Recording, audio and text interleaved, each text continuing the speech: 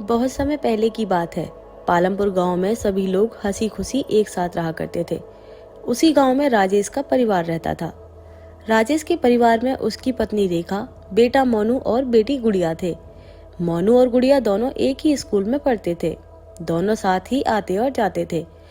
एक दिन हमेशा की ही तरह छुट्टी के बाद दोनों स्कूल से घर जा रहे होते हैं। मोनू का गर्मी से बुरा हाल होता है। आज कितनी गर्मी है दीदी। मुझसे तो इस कड़क की धूप में चला भी नहीं जा रहा।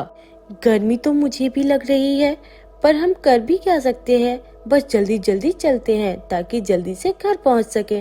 मोनू और गुड़िया जल्दी जल्दी चलते हैं और घर पहुंचने ही वाले होते हैं कि तभी उन्हें एक आइसक्रीम वाली दिखाई देती है। आइसक्रीम ले लो आइसक्रीम, रंग बिरंगी मीठी मीठी ठंडी ठंडी आइसक्रीम ले लो। अरे, ये आइसक्रीम वाली कौन है? हमारे गांव में तो कोई आइसक्रीम वाली नहीं है। अरे दीदी वो छोड़ो, आप बस मुझे आइसक्रीम दिला दो। अरे पर मेरे पास तो पैसे ही नहीं है, मैं तुम्हें आइसक्रीम कैसे दिलाऊं? नहीं नहीं, मुझे नहीं पता, मुझे तो आइसक्रीम ही चाहिए, मुझे तो आइसक्रीम ही खानी है। अरे बेटा क्या हुआ, क्यों रो रहे हो? मुझे तो आइसक्रीम खानी है, लेकिन दीदी है कि मुझे आइसक्रीम दिला ही नहीं रही है। अरे आंटी, मेरे पास पैसे नहीं है, पर यह है कि समझने को तैयार ही नहीं है। हाँ तो क्या हुआ, तुम मेरे बच्चे जैसे ही तो हो। आओ तुम आइसक्रीम खा लो, मुझे पैसे नहीं चाहिए। इतना सुनते ही मोनू खुशी से आइसक्रीम वाली की तरफ भागता है और रंग बिरंगी आइसक्रीम देखने लगता है। मोनू, मैं बता रही हूँ, माँ बहुत गुस्सा करेंगी। ऐसे कभी किसी से बिना पैसे के कुछ नहीं लेना चाहिए। मोनू अपनी बहन की एक नहीं सुनता और लाल रंग की आइसक्रीम खाने लगता है। मोनू ने ऐसी स्वादिष्ट आइसक्रीम कभी नहीं खाई होती। वो आइसक्रीम खाने में इतना मगन हो जाता है कि सब कुछ भूल जाता है। गुड़िया उसे बहुत मना करती है, लेकिन वो उसकी एक नहीं सुनता। आइसक्रीम खाने के बाद दोनों बच्चे घर आ जाते हैं। अब ये बात प्लीज किसी को मत बताना, नहीं तो माँ बापू बहुत गुस्सा करेंगे। ठीक है, पर दोबारा ऐसे किसी से आइसक्रीम नहीं लेनी है, ठीक है? रात को दोनों बच्चे सो जाते हैं और अगली सुबह गुड़िया रोज की तरह जल्दी उठ जाती है और मोनू को स्कूल के लिए जगाने लगती है। उठो मोनू, कितनी देर हो गई, जल्दी उठो और नहाओ, स्कूल के लिए देर हो रही है। गुड़िया मोनू को बहुत उठाती है, पर वो उठता ही नहीं है। उसके बाद गुड़िया गुस्से से मोनू की चादर उसके मुंह से हटा देती है और उसका चेहरा देखकर घबरा जाती है। मोनू का चेहरा एकदम लाल हो रखा होता है। गुड़िया जोर से चिल्लाती है, माँ बाबा जल्दी आओ, ये देखो मोनू को क्या हो गया है। गुड़िया की आवाज सुनकर गुड़िया के माँ बाबा दौड़े चले आते हैं और मोनू की हालत देखकर घबरा जाते हैं। लेकिन उन्हें कुछ समझ नहीं आ रहा होता है कि आखिर मोनू को हुआ तो क्या हुआ। उसके बाद मोनू के बापूजी मोनू को गोद में उठाकर डॉक्टर के पास ले जाने लगते हैं, तो मोनू का शरीर ठंडा होने की वजह से वो उठा भी नहीं पाते। हे भगवान, ये तो बर्फ की तरह जम रहा है। ये क्या हो गया? आखिर हमारे बच्चे को ये कौन सी नई बीमारी लग गई? वो लोग जैसे तैसे मोनू को डॉक्टर के पास लेकर पहुंचते हैं, तो डॉक्टर को भी समझ नहीं आता कि मोनू को कौन सी बीमारी हुई है। शरीर का इस तरह लाल पड़ जाना और इस तरह ठंडा पड़ जाना, मुझे तो कुछ समझ नहीं आ रहा। ये कौन सी बीमारी है? मैंने तो आज तक ना तो ऐसी बीमारी देखी है और ना ही ऐसी बीमारी के बारे में कभी सुना है।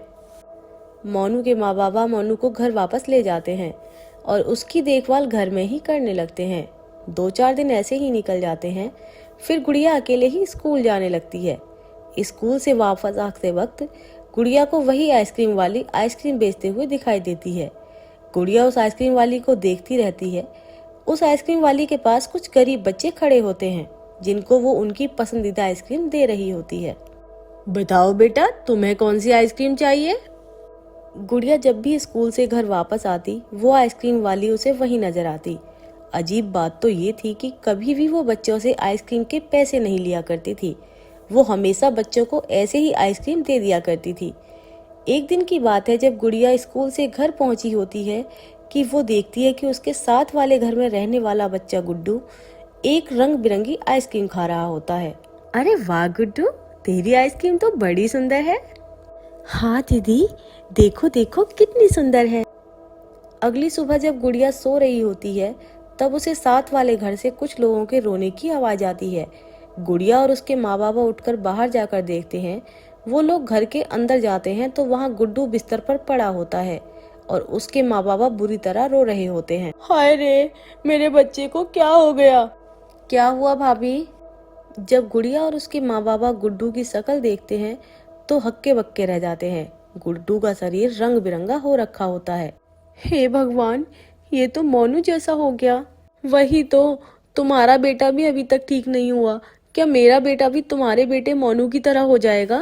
नहीं नहीं भाभी, तुम हिम्मत मत हारो, हम कुछ करेंगे। हम अपने बच्चों की हालत ऐसी नहीं होने देंगे। सब गुड्डू को देखने आने लगते हैं, लेकिन गुड़िया के मन में तो उस वक्त कुछ और ही चल रहा होता है। अगली सुबह वो स्कूल पहुंचती है और छुट्टी के बाद वो जल्दी से बाहर जाकर खड़ी हो जाती है। फिर वो उस आइसक्रीम वाली पर नजर रखती है। वो औरत जैसे ही आइसक्रीम बेचकर बाग के रास्ते कहीं जाने लगती है और गुड़िया भी उसके पीछे पीछे जाने लगती है। काफी आगे जाने के बाद वो एक झोंपड़ी में घुस जाती है। उसके झोपड़ी में घुसने के बाद गुड़िया चुपके से झोपड़ी के पास जाती है। खिड़की से झोपड़ी के अंदर झांकने लगती है कि तभी गुड़िया के होश उड़ जाते हैं। वहाँ वो औरत गुड़िया की नजरों के सामने ही एक चुड़ैल में बदल जाती है। कितना मजा आ रहा है बच्चों को ऐसी हालत में देखकर।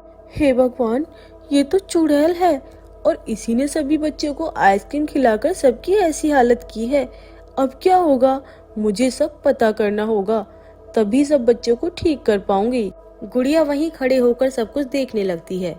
चुड़ैल एक जानवर को मारकर उसके खून को कटोरे में भरकर उस पे मंत्र पढ़ने लगती है।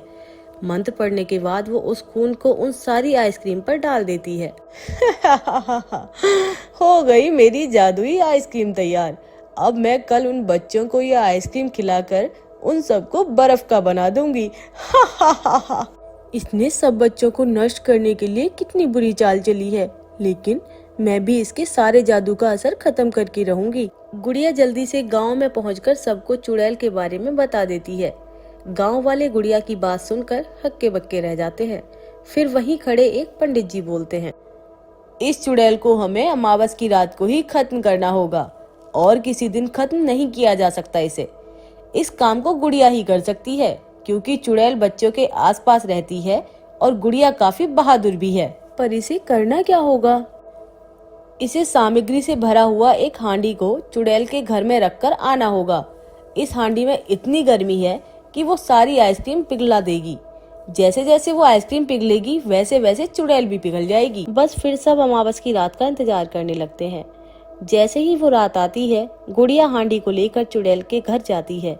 वो चुड़ैल के घर में हांडी को रख तो देती है, लेकिन जैसे ही वो बाहर निकलती है, चुड़ैल गुड़िया के सामने आ जाती है।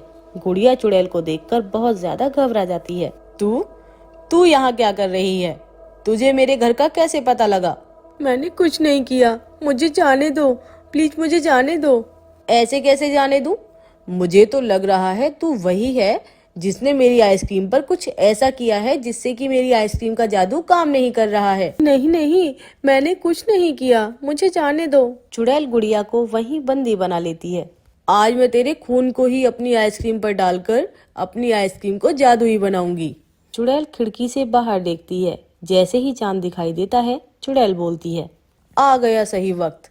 मेरी आइसक्रीम फिर से अपना कमाल दिखाएंगी, बस उस पे एक बार इंसानी खून चढ़ जाए। चुड़ैल चाकू लेकर गुड़िया की तरफ बढ़ती है और जैसे ही उस पर वार करने लगती है, तभी उसका हाथ चाकू के साथ जमीन पर गिर जाता है। अरे मेरा हाथ, ये क्या हुआ मेरे हाथ को? क्या किया है तूने? लड़की बता मुझे। चुड़ैल दूसरे हाथ से चाकू उठाती है, लेकिन उसका दूसरा हाथ भी जमीन पर गिर जाता है। चुड़ैल बुरी तरह चीखने लगती है। बहुत कोशिश करती है, लेकिन उस हांडी की गर्मी से चुड़ैल का शरीर पल भर में पिघल जाता है।